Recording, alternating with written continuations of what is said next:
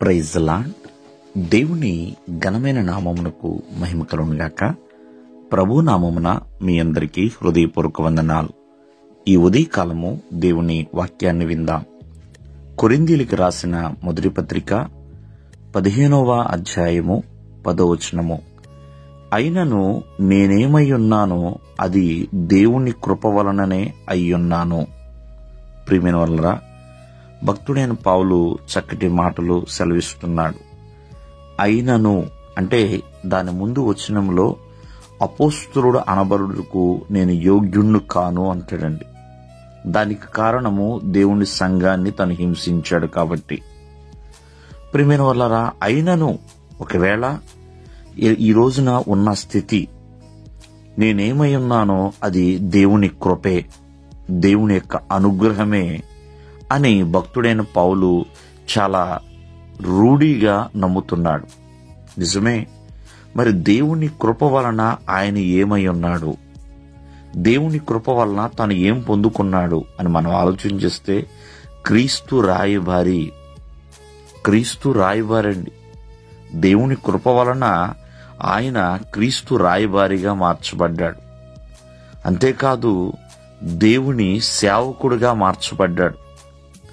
గొప్ప సువార్తికుడిగా తను మార్చబడ్డాడు.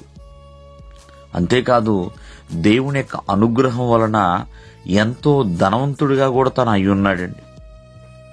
దేవుని యొక్క ఆయన యొక్క కృప వలన ప్రియమైన వాళ్ళరా ఎంతో మంది ప్రజల యొక్క విశేషమైన ఆదరణలు మన్ననలను తను పొందినవాడిగా ఉన్నాడు. అంతేకాకుండా ప్రియమైన వాళ్ళరా ఎన్నో గొప్ప పనులు చేయగలిగాడు. కొన్ని సంఘాలు కట్టగలిగి ఉన్నాడు. ఎన్నో ఆత్మల్ని రక్షించగలిగి ఉన్నాడు. ఇదంతా కూడా దేవుని యొక్క కృప అనుగ్రహమేనండి. అందుకని నేనేమై ఉన్నానో అది దేవుని యొక్క మహాకృపను బట్టే.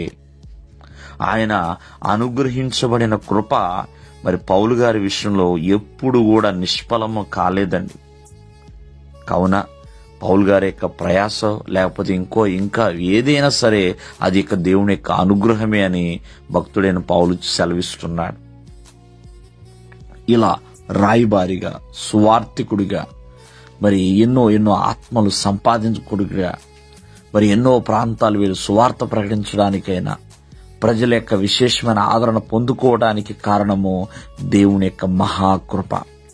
ఆ కృపని ప్రతి ఒక్కరు కూడా పొందుకోవాలని, ఆయన కృప తప్ప వేరొకటి ఏమీ లేదు.